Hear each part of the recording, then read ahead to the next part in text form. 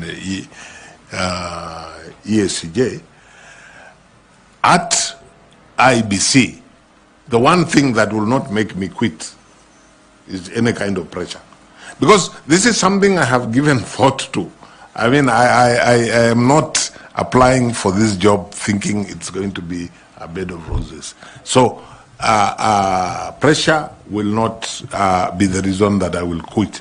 And because I do not see a scenario where I have no work to do, I will not quit, because that work could be actually, if it's a question, for example, of trying to get resources to do A, B, C, D, that in itself is significant work to do. So the question of quitting, if I got the position, doesn't arise. Now, you made reference to political affiliations. I think your average Kenyan, at some point, probably has some kind of political affiliation. My mind is very clear that notwithstanding any political affiliation I may have had at any point in my public life, if I got this opportunity and I accepted this job, I will only be guided by the Constitution of Kenya, the laws, and of course, if I get the opportunity, I will be taking an office, an oath of office. So I am able to look the people of Kenya in the eye collectively and tell them that in that situation, I would have every intention of living by that oath of office. Daktari, and allow me to say this just as an example. The way the IEBC Act is designed, several of the honorable members around the table come here by virtue of political parties.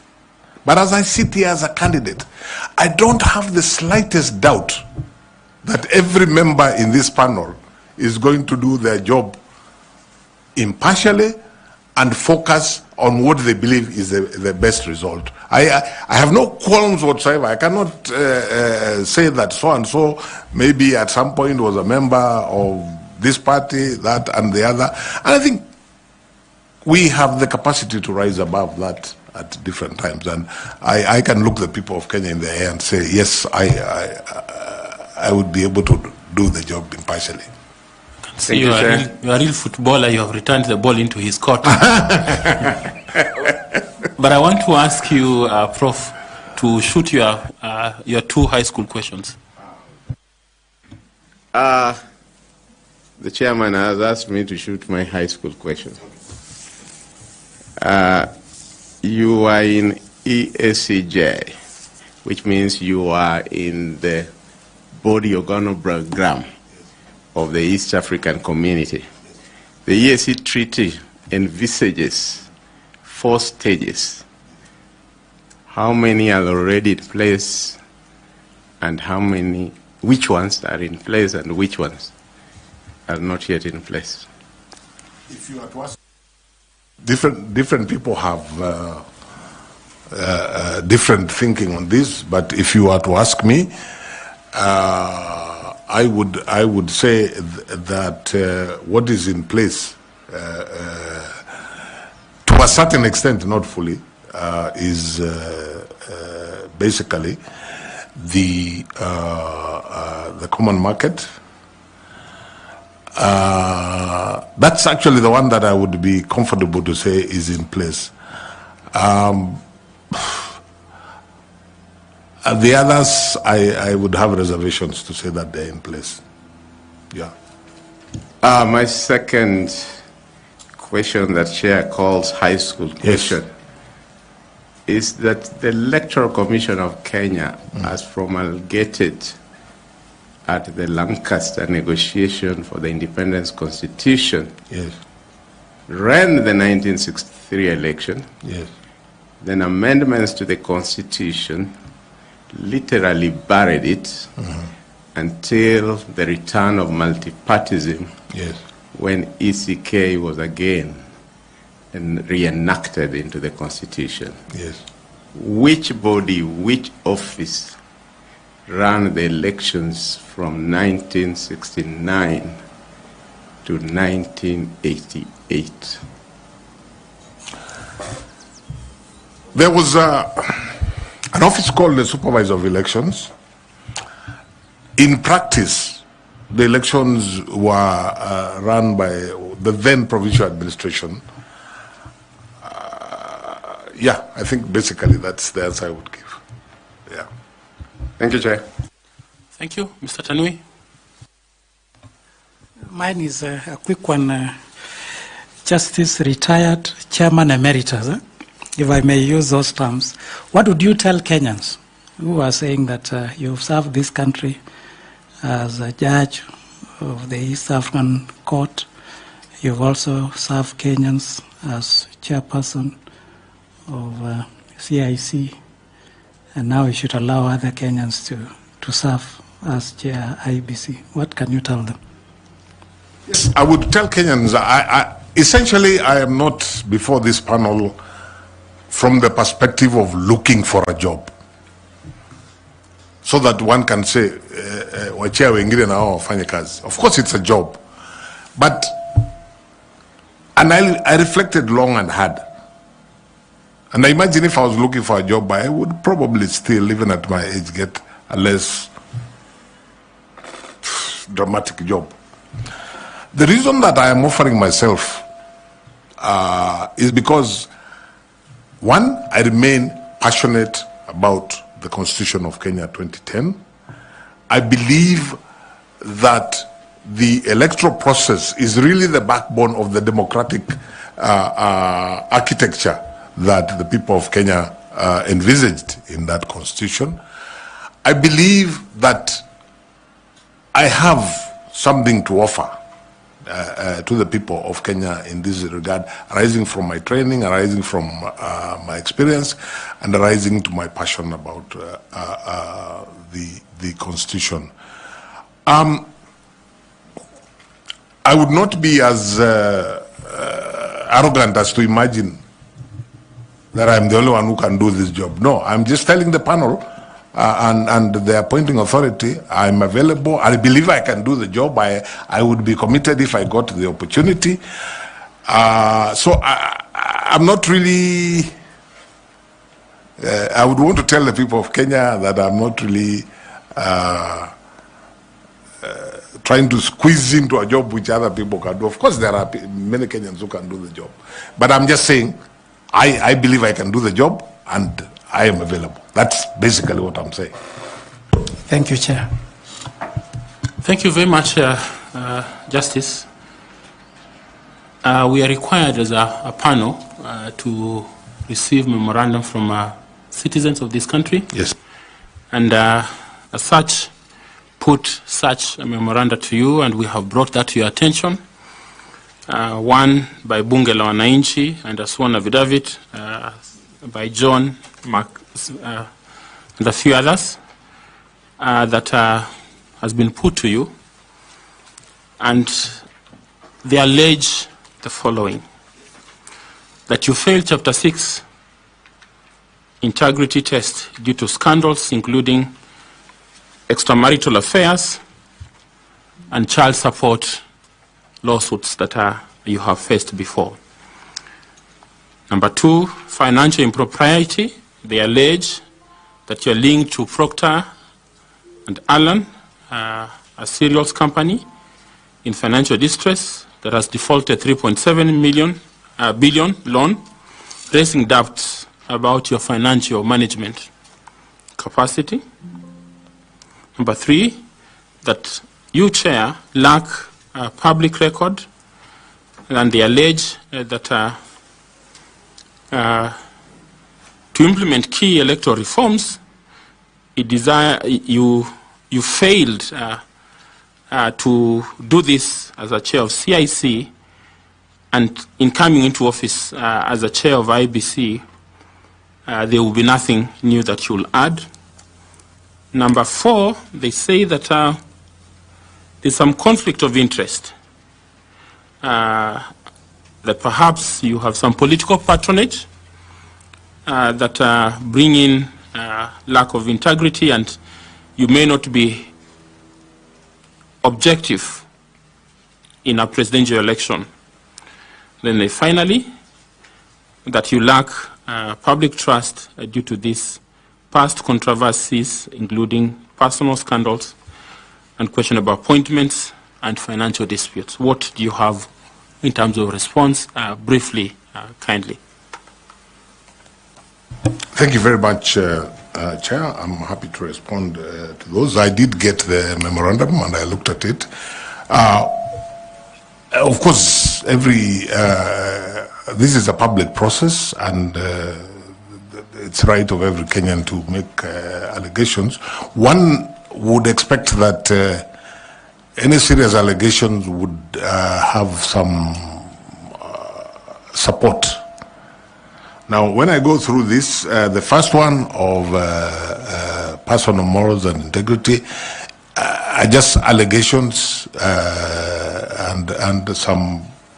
I saw a page from some newspaper, and that's all that it is, allegations. Whatever they talk about, they have really not given any substance, and I do not accept the allegations, and I think that's really, on that one, that's what I would say about it. The second one, and I think Procter & Allen, I have never had anything to do with the management of that company. I am a very small shareholder in an investment company which itself has shares in Procter & Allen. I have no direct links with Procter & Allen. So I don't know how I would answer that, because if you're talking about financial management, I've never been involved in the financial management of Procter & Allen. So I really don't know how that would be said to reflect financial impropriety. The allegation that I failed at CIC, I think it's insulting, not so much to myself, because I'm a candidate here and they're welcome to say what they wish to say about me. I think it's insulting to the people I worked with at CIC, the entire team, and all the other stakeholders, to say that we did nothing and achieved nothing at CIC.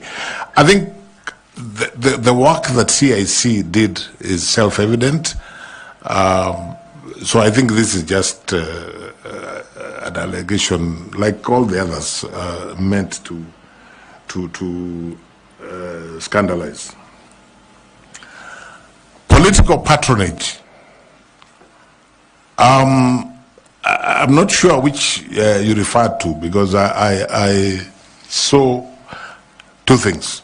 One, a statement about the manner in which I was appointed to the East African Court of Justice.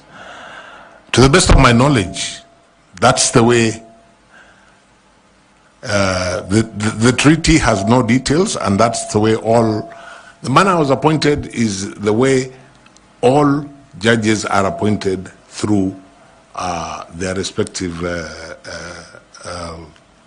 heads of state who sit in the summit, which is the appointing authority. The head of state nominates. And so unless the treaty is changed, I really don't think, and unless every other person who has been appointed from Kenya to the East African Court of Justice has gone there by virtue of political patronage, which I think there is no evidence to that. Again, I think this is purely scandalous. The other thing, there was an allegation of me being related to somebody who they seem to know that is going to be a presidential candidate. Something I don't know anything about. The person they mentioned is not my relative, so I really don't know how I would respond to it. Again, I think it's purely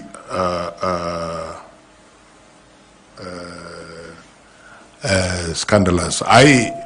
I'm very clear in my mind that none of those allegations have any basis whatsoever.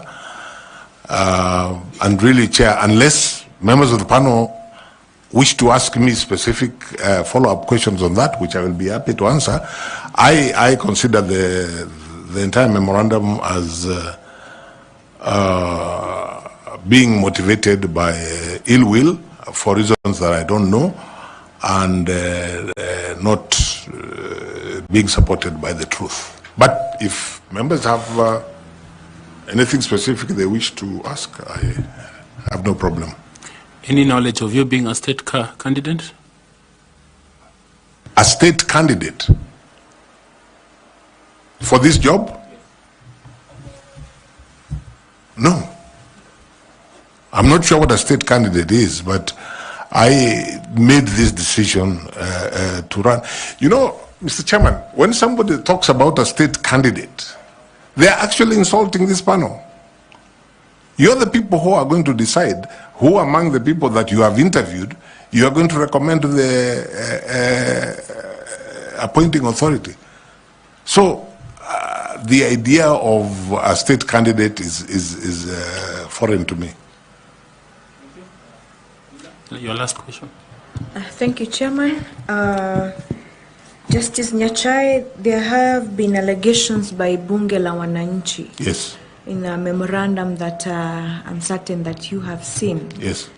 Facts which have been disclosed to you earlier, that there was misappropriation while you were at CIC in the year 2015, that the Auditor General's report revealed that at that time the Commission spent an excess of expenditure of 43 million in a budget of 306 million, which had been approved. That at the time you ended up spending about 349.8 million. Even though largely the amount was accounted for, they say that the 9.2 million was fraudulently paid for the supply of newspapers, a matter which they say to have been subject of criminal investigations.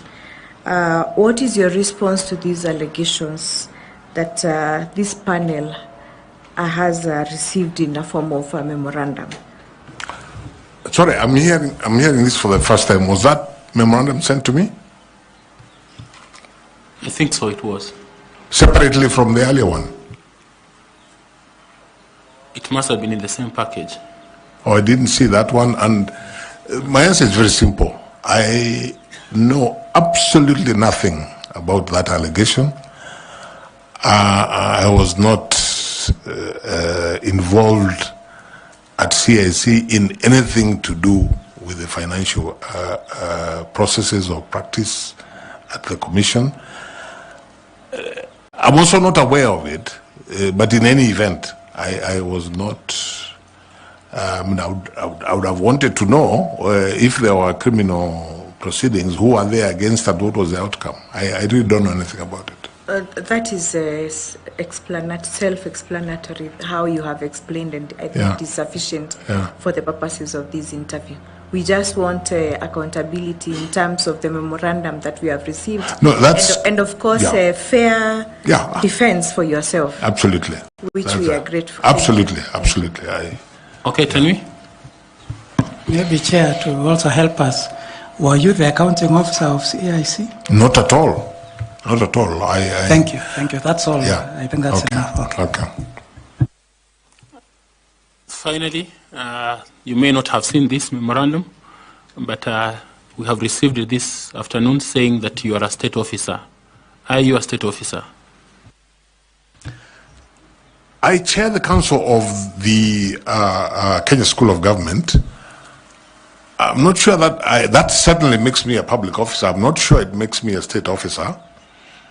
Okay. I think that's okay. Yeah. That's enough. Thank you. Okay. Thank you very much. It's taken us long. We have taken almost about 10 minutes above the time we should have taken with you, but thank you for indulging us into your life and your career. Do you have any question for us? Doesn't have to be a question, or I can make a comment. You can make a comment.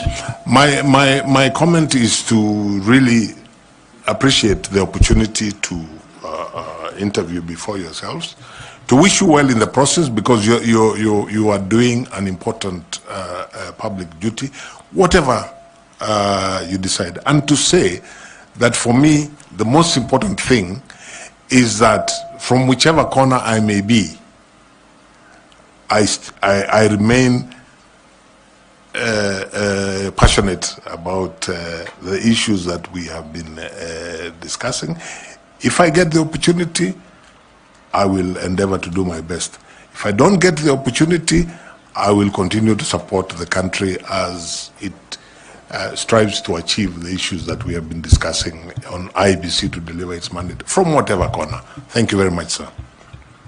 Thank you very much for coming. We appreciate your time and the sacrifice you have made to spend your afternoon with us. We wish you well in this pursuit. There's a bottle of water there. Please do remember to pick your certificates. Asante sana. Thank you.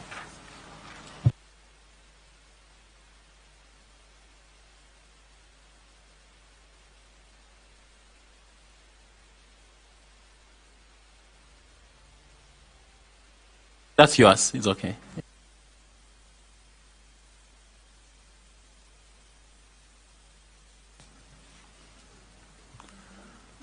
Wow. Okay. Media, do we ask you again to give us some space, kindly? Turn off your gadgets and just allow us to be able to finish up with this candidate. Thank you very much.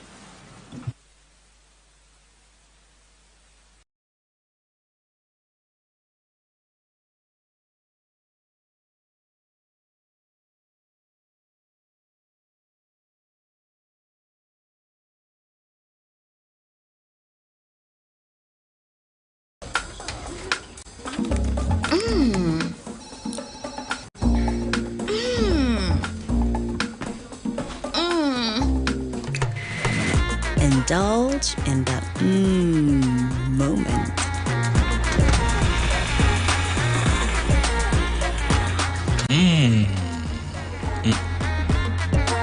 With every spoonful of Delamere real fruit yogurt.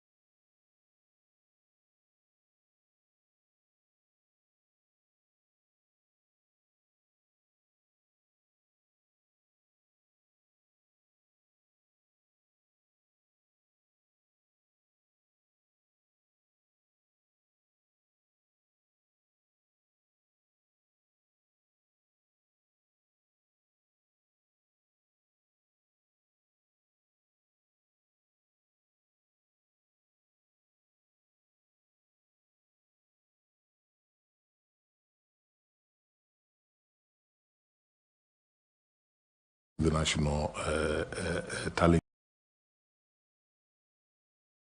Center. And I also think that participants, not to run away from the responsibility of IEBC, to deliver an election that is verifiable, credible, and transparent. The players in the political parties, the candidates, I think need to play a bigger role in terms of protecting that process, and that requires, I think, engagement between IEBC and the stakeholders in coming up with an alternative system, which, as I hear you, would be entirely devoid of technology, which of course means that we're going back to where we started. Okay. Thank you, Chair. Thank you very much. We are almost halfway through, so be concise in your responses. I want to invite Dr. Koki to ask some questions. Thank you very much, Chair. Mr. Justice Nyachae, you mentioned that you have been in the democratization movement in Kenya, and indeed it is true we have worked together. My question is, one of the issues that has really concerned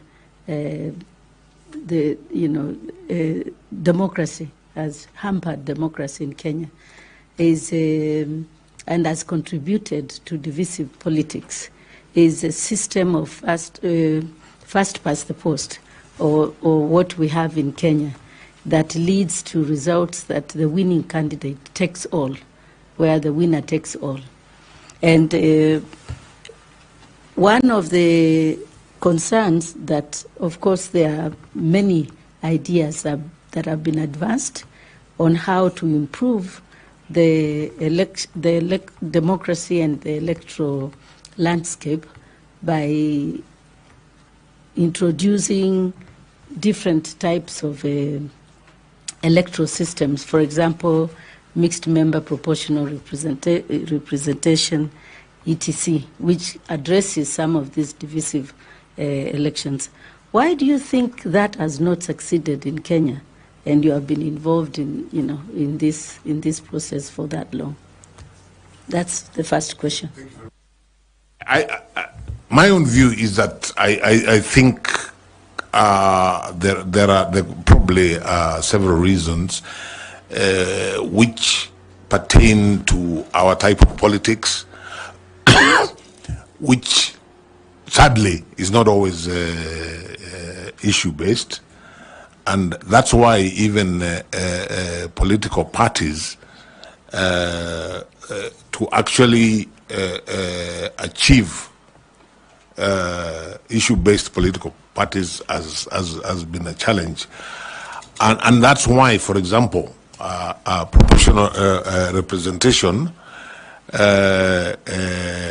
may not work, because you have a mindset that we want our own representative in this particular locality or in this particular community, who we see as our representative. It's not about issues.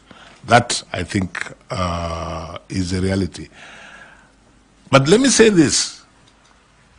Those who, in the democratization process, as you will recall, Dr. Muli, we tended to deal with much more basic things, and we really didn't get, at that time, to the stage where we are looking at, for example, alternative kinds of elections. I always ask, whenever I hear that argument, I always ask myself, why does first past the post work in very many other systems, but it's a challenge? It's a challenge in Kenya. The people of Kenya, I think, from promulgated a constitution as they saw fit, how they wanted to be governed. And perhaps if, and our politics tends to revolve around individuals, perhaps a solution would be to have a system where, yes, first past the post, for example, if you're talking about a presidential election, but then you have individuals who have huge followings, and when they lose an election, whichever way they lose an election, their followers just feel then we are done for. If our person did not get it, then we are done for. So to me, not being pessimistic, but I wouldn't start with trying to change the system so that we have, say, proportional representation, which I personally favor. I would begin it from the pragmatic perspective of, is there a way that we can ensure that participants in an election at the end of that process are not feeling excluded from the body politic? Thank you. Justice Nyachae, perhaps you can share with the panel some ideas on how we can address this issue in Kenya, this perennial problem of divisive politics, and you know, when at the end of election results where they are not being accepted, and after elections we have those members, you are saying the followers of the losing candidate, the first runners-up, has a lot of votes that have just gone to waste. Yes. How do we address that so that we can make Kenyans appreciate and accept the results of the elections? I think the first thing I would say, Dr. Muli, is that what we were discussing a minute ago, where we want to get to a situation where the people of Kenya have faith in the system, and to the extent that they are more likely to accept the result. I don't want to speak too much, the chair warned me, but let me just give a quick example. I'm not a great football fan, chair, but in 2014, by God's grace, I got an opportunity to go and watch the World Cup final in Rio in Brazil. You know, thousands of people in that stadium, and everybody with very strong views in terms of who they are supporting. At the end of the match, you just had two reactions. Those who won were jubilant. Those who lost left there feeling dejected. But what you didn't have is a scenario of those who lost saying, no, there was something not right here. Of course, there are things like, I forget what they call it, where nowadays there's technology assists to follow some of those things. But the important thing is, how do you, in answer to Dr. Muli's question, how do we get to a situation, and that's the first part, a situation where people have faith in that system. So if they lose, they're just dejected, but they don't cry foul. The second team, the second side of it, I think if we accept as a people that we have this problem that is perennial, where we have difficulties in accepting the results and so on, because of what the consequences are. Because the consequences is that a leader and his or her people feel, oh, if once we are lost, then we are done. We have nothing out of it. Is perhaps to relook at the structure of government so that in the body politic, those who have not one at all levels to be able to form government feel that they're still participating in the body politics. Those are the two suggestions that I would make. Thank you very much, Justice Nyachae. Thank you very much, Chair. Thank you very much. I presume that in Brazil there was confidence in the referee. Chair, there must have been, because I didn't see anybody shouting referee Akwende or things like those. I just saw people jubilating in that particular match. Germany won. I saw people, those supporting Germany jubilating. The other side, Argentina lost, the crying. But it's just the way you accept that we lost. But nobody challenged the system of how the result was arrived at. That's my point, Chair. Okay, then we will ask you further questions, since you will be the referee if you get this job. Thank you, Chair, and thank you again, Justice Nyachae. You are the chair of CIC, which I'm looking at the Constitution here. You are to monitor, facilitate, and oversee the development of legislation and administration procedures required to implement this Constitution. Now, I believe you were part of the Chapter 15, the operationalization of the Chapter 15 commissions, for which CIC was one of them, and particularly IEBC is one of the Chapter 15 commissions. However, in the recent past, in 2014, there was the Senate actually raised concern with regard to conflicts between the Commission or within the Commission. And I think this one was specifically to National Gender and Equality Commission. Equally, in 2015, there was an issue at Ethics and Anti-Corruption Commission, which is also a Chapter 15 commission.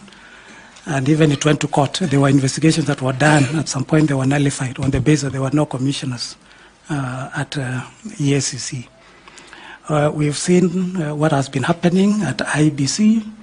2017, we saw how the former chair, the CEO, how some commissioners left, resigned. And coming home to the IPC Act, I was just looking at it, and we've had 10 amendments up to last year. The one that created this election panel was actually the 10th amendment of the IPC Act.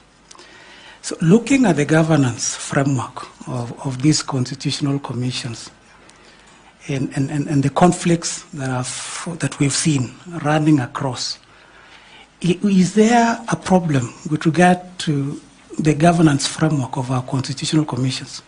And is it a constitutional issue? Is it a legal issue?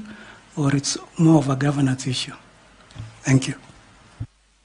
My answer to that would be it's none of the above. The biggest problem is the dynamics of personalities and what is perceived. They could be enacted. I do have one or two that personally, and I think most of my colleagues felt that collectively, not just CIC, collectively, including those bodies that I have mentioned, we probably fell short of the mark. Examples, for example, the laws to implement Chapter 6 of the Constitution were, in our view, between leaving CIC and the time that they got to Parliament and were enacted in Parliament.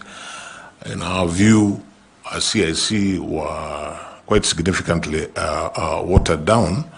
But then you see it's Parliament that had and still has the constitutional mandate to actually legislate. There are other laws we passed and which faced some resistance and indeed maybe even up to date, maybe because of a lack of will. The best example I can give, which actually touches on the delivery of IEBC's mandate, would be the campaign finance law, which, of course, initially Parliament suspended its effect. Eventually it was passed. There has been an issue with regulations to give effect to that. I'm still hopeful that whoever goes to the commission at IEBC, because this is an important part of the electoral process, can actually push and negotiate with the executive, with Parliament, with all stakeholders, so that law, so many years down the line, is actually passed, so that the intent of the Constitution is achieved. So we can blame you for that. Can you also blame you for 2/3 gender rule and referendum laws, their absence? You can probably ask my colleagues and I to share some blame on, say, like the referendum law. But Chairman and members of the panel, without running away, the laws were not initiated by CIC. The laws were initiated by the executive. So if a law was not initiated by the executive, there is very little that as CIC we could do. What I would more readily accept blame for, and I think it's just a question of benefit of hindsight, there are laws when we look back, including even the Elections Act, but that's just a question of hindsight is always 2020, and one of the unfortunate, regrettable things was that Parliament had the option to extend the life of the Commission, and we even, as commissioners at that time, offered to Parliament that, look, if there's an issue with the commissioners, us, we are ready to, because our term is coming to an end, but we think that you should do one of two things. Either extend the mandate of CIC, which the Constitution gives you the power to do, or if you don't want to extend the mandate of CIC, then identify another body and find a way of giving it a constitutional underpinning. And here we were probably looking at something like the Kenya Law Reform Commission, because it would have been important to have a body that continued to review the laws and look at anything that may have fallen through the process. And as I say, hindsight is always perfect vision. And if that had happened, I dare say that some of the laws now, not just around the elections, but generally, which have issues, those issues would have been probably addressed by now. Fair enough.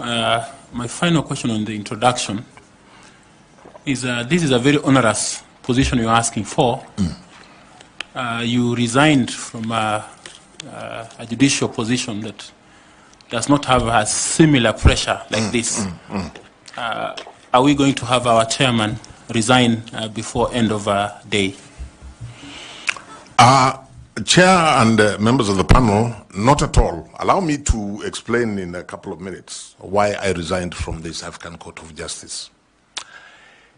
The East African Court of Justice is established as the judicial organ of the East African community.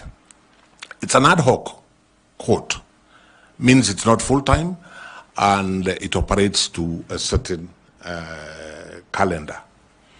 I think it is not unfair for me to say, because I think it's a matter of public notoriety, that the East African community for the last few years has struggled almost to the point of becoming dysfunctional.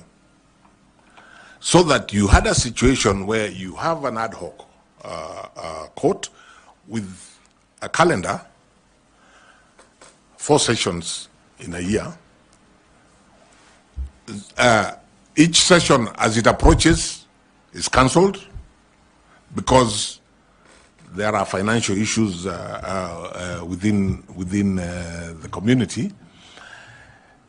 And when this happened for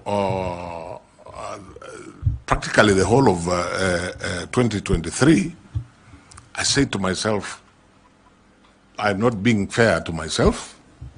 I'm not being fair to the people of East Africa, because all this time, Chair and members of the panel, every month I am earning $2,000 for doing nothing, because it's called the intercessional something that you get paid every month. So I thought long and hard, and I decided that I was not adding value to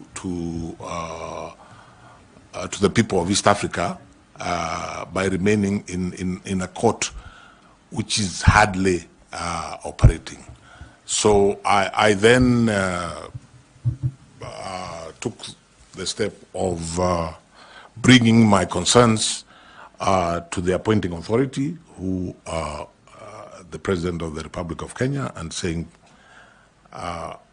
this is not working. I really would appreciate if I can get the opportunity to resign and do other things. Enough. And that's why. So the answer to your question is I do not anticipate those sort of problems if you are to give me the chance to be chair of the commission, so the issue wouldn't arise. So if Parliament doesn't approve budget that you present, will you be pushed to do? You see, Chairperson,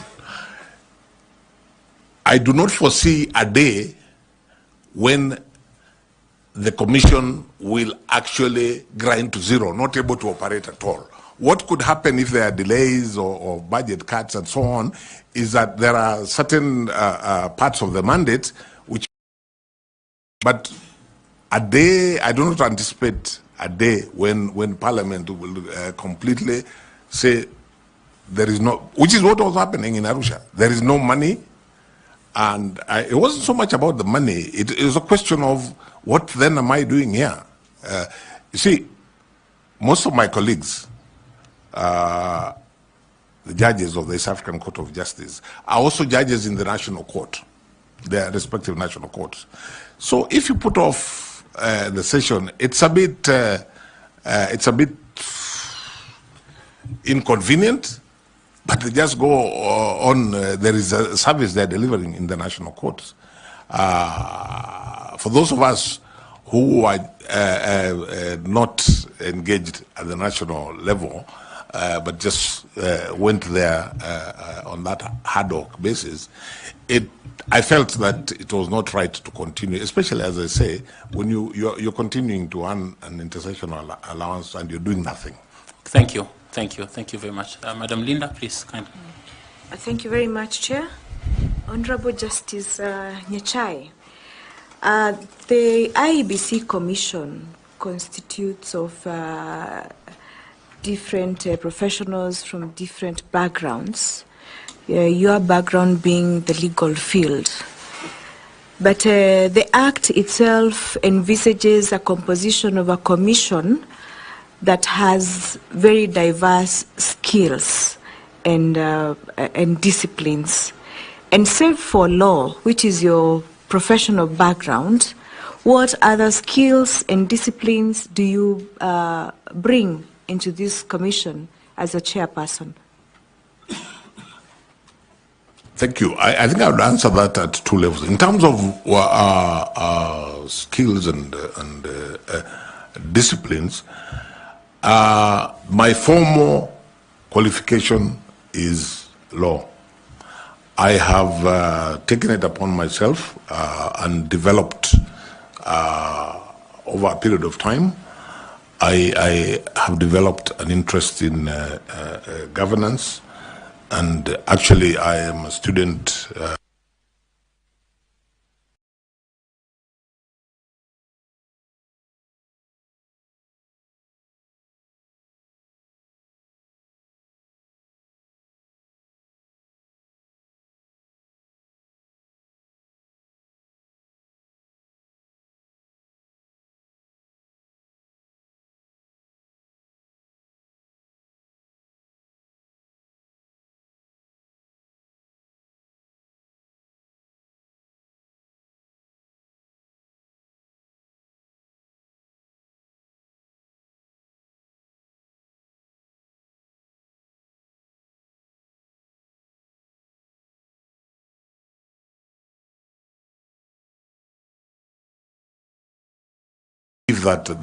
that is an important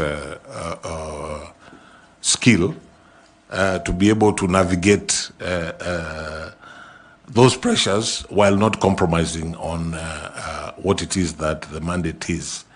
I think I also feel I would bring into the commission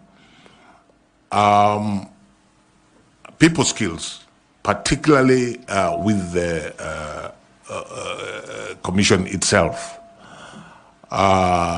so that because I visualize on day one you have a commission of 7 people. They may or may not even have ever seen each other. They are from different backgrounds, possibly with different orientations, different personalities. So I would see the role of the chair, one of the most important roles of the chair, which I believe my experience with CIC stands me in good stead, is how do you manage this kind of scenario? People with different orientation, people with different personalities. I feel that mainly because if you ask me about my personality, people have told me this and I believe it to be true. One of the gifts God gave me is to listen. And I think it's very important when you're dealing in that kind of scenario to listen. And that way you are able to manage people a little better. So I would say the people skills, I would say the courage to do that which is right, irrespective. And I have thought about these things. A close friend of mine, a very close friend of mine, a professional colleague, when I told him I am applying for this job, he told me, my brother, are you sure you want to do that? I asked, many people have asked me that question. I said, yes. He told me why. I asked him why. He told me, you should be ready to either lose your life or your integrity. That's exactly the words that he used. I told him, no, I do not intend to lose my life in serving the people of Kenya as chair or commissioner of IEBC. And I have no intention at any point of compromising on integrity. And I think it's defeatist. So to answer your question, I believe I have the courage that I have no illusions about how difficult this job is. But then at the same time, I have no hesitation in believing that I can do it. That's okay, Justice. I want you to confirm to this panel. Yes. If it is true what Dr. Elizabeth Muli says about you. Yes. She's one of your referees. Yes. that you possess exceptional stakeholder management and conflict resolution skills? Because I did not hear you say that you possess those skills, but she says that in her recommendation letter. Is it true? It is true. I guess maybe I did not say everything that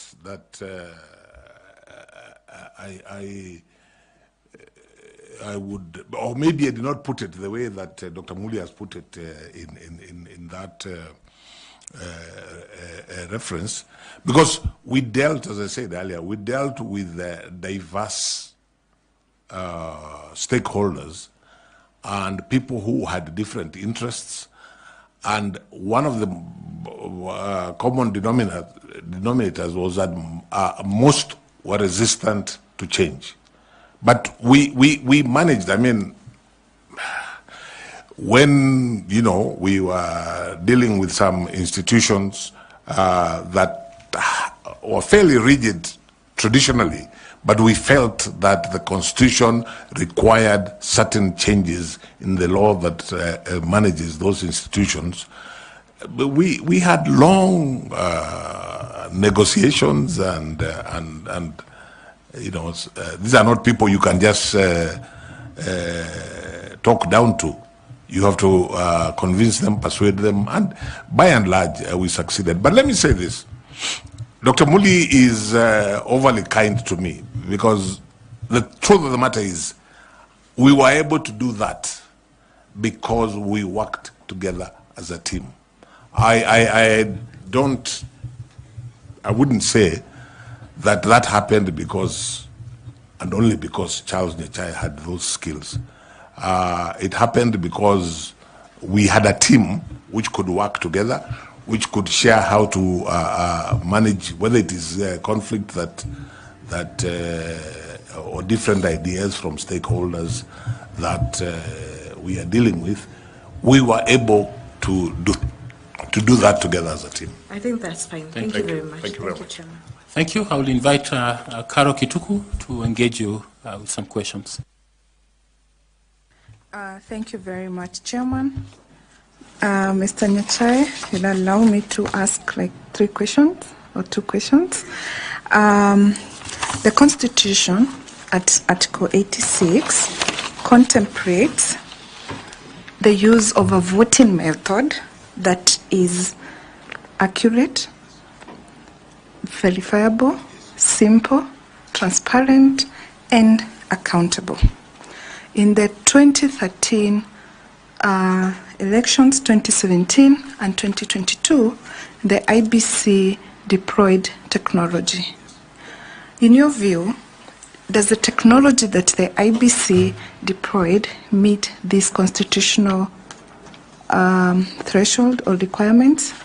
Was it verifiable? And you can use examples to explain your answer. Okay, I would say that this has happened incrementally. And the real 2013 years, but I think the real technology was 2017.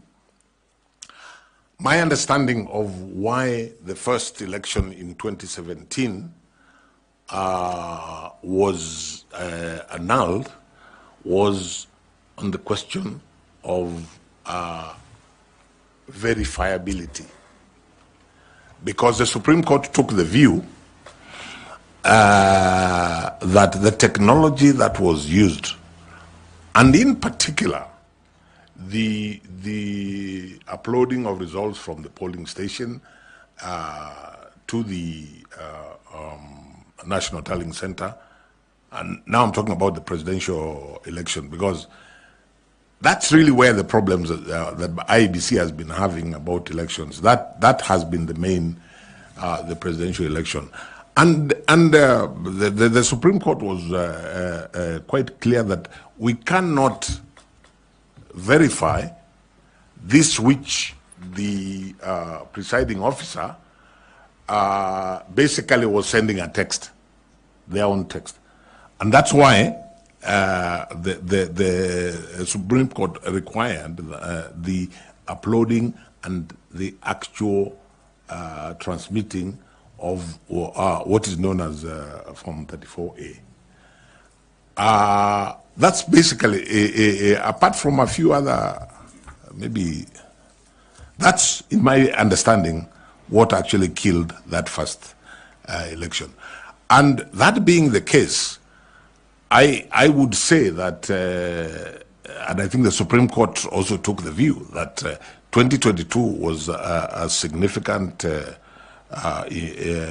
improvement, and on the, what remains to be done, in my view, has more to do not so much with the fact that the election may not be verifiable, but it has more to do with the ordinary Kenyan remaining persuaded that it is verifiable. If you read my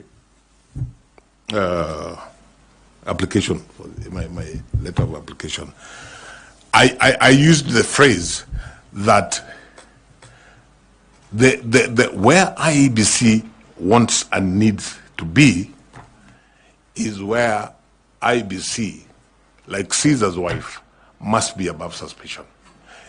Because as long as what is being done leaves any question marks in the electorate, in the people of Kenya, then IEBC has fallen short. I think IEBC, and to this extent, I agree with the Supreme Court. They did, relative to the previous two elections, I think they did a relatively good job. There are, of course, things that the Supreme Court pointed out which could be done better. But all said and done, the elephant in the room is that question of what is it that needs to be done, especially with the use of technology, so that the Kenyan voter, the electorate, the Wanjiko, the Mora, the Amina, actually is persuaded that yes, even if we lost this, we are not quarreling with the electoral management body. The reasons lie elsewhere. Okay. So just following up on what you're saying, that the technology that the IBC has deployed over the various electoral cycles has been progressive. So apart from the KIMS kit, which is the technology that IBC basically deploys, what other areas can the technology be deployed to enhance the elections management in Kenya? Again, you'll allow me to go. Sorry, you'll allow me to go back to the fundamental question, what I've called the elephant in the room, so that we are looking at the trust deficit that exists between the people of Kenya and the whole system, including IEBC. How do we narrow and possibly even do away with that? So my answer to that question is even around the KIMS kit. If I was, or tomorrow I find myself in the boardroom of IEBC with commissioners, I would be saying, what is it that the technology we have, what is it that can additionally be done so that the people of Kenya actually feel that they have no reservations? IBC, I believe there's an ongoing discussion between IBC and, of course, like the National Treasury and those who provide money about whether or not the technology, especially the KIMS kits, whether they're obsolete. IBC takes a position, I believe, that they are now obsolete.